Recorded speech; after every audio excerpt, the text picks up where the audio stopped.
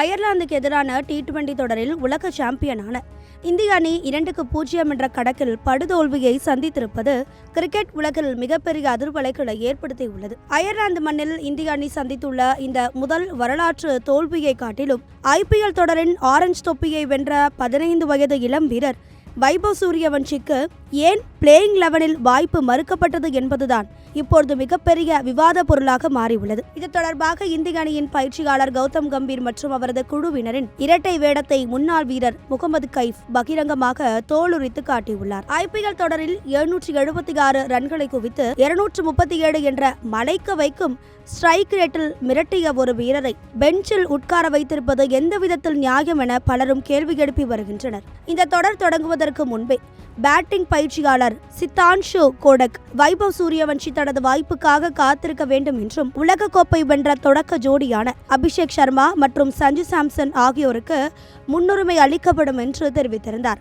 ஆனால் களத்தில் இந்த இருவரும் சொதப்பிய நிலையிலும் வைபவை உள்ளே கொண்டு வராதது ஏன் என முகமது கைஃப் காரசாரமாக கேட்டுள்ளார். உலகக்கோப்பை வென்ற அணி என்பதால் அதே வீரர்களுடன் செல்கிறோம் என்று அணி நிர்வாகம் கூறும் காரணத்தில் இருக்கும் முரண்பாடுகளை அவர் சுட்டிக்காட்டியுள்ளார். இந்திய அணி நிர்வாகத்தின் இந்த லாஜிக் ஒவ்வொரு வீரருக்கும் ஒவ்வொரு மாதிரி மாறுவது ஏன் என்பதுதான் கைஃபின் பிரதான கேள்வியாக உள்ளது. குறிப்பாக சாம்பியன்ஸ் டிராபி வென்ற பிறகு ரோஹித் சர்மாவின் கேப்டன் பதவி பறிக்கப்பட்ட போது எதிர்காலத்தை கருத்தில் கொண்டு இளம் கேப்டனை தேடுகிறோம் என்று கூறிய இதே நிர்வாகம் இப்போது 15 வயதையான வைபவ் சூரியவன்ஷி என்ற எதிர்கால நட்சத்திரத்தை மட்டும் ஏன் ப்ராசஸ் என்ற பெயரில் முடக்கி வைத்திருக்கிறது என கைஃப் சாடியுள்ளார். அதேபோல் T20 உலகக்கோப்பை வென்ற பிறகு சூரியகுமார் யாதவின் கேப்டன் பதவியை பறித்து அவரை அணியிலிருந்தே நீக்கிய போது எங்கே போனது இந்த உலகக்கோப்பை வென்ற டீம் என்ற லாஜிக் என அவர் கேள்வி எழுப்பியுள்ளார். ரோஹித் மற்றும் சூரியகுமார் விஷயத்தில் எதிர்காலத்தை பார்த்த நிர்வாகம்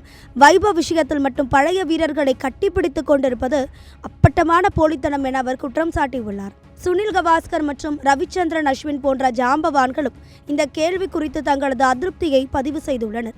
அயர்லாந்து போன்ற ஒரு அணியிடம் ஒயிட் வாஷ் ஆனது இந்திய கிரிக்கெட்டிற்கு பெரும் தலைகுனிவு என்று விமர்சனங்கள் முன்வைக்கப்படுகின்றன. திறமையின் அடிப்படையில் வீரர்களை தேர்வு செய்யாமல் நிர்வாகம் தனது விருப்பத்திற்கு ஏற்ப விதிகளை மாற்றிக்கொள்வது இந்திய கிரிக்கெட்டின் எதிர்காலத்தை பாதிக்கும் என எச்சரிக்கப்படுகிறது. இங்கிலாந்துக்கு எதிரான அடுத்த தொடரிலாவது வைபவ் சூரியவன்ஷிக்கு வாய்ப்பு வழங்கப்படுமா அல்லது கம்பீர் தலைமையிலான நிர்வாகம் தனது பிடிவாதத்தை தொடருமா என்பதை பொறுத்திருந்துதான் பார்க்க வேண்டும்.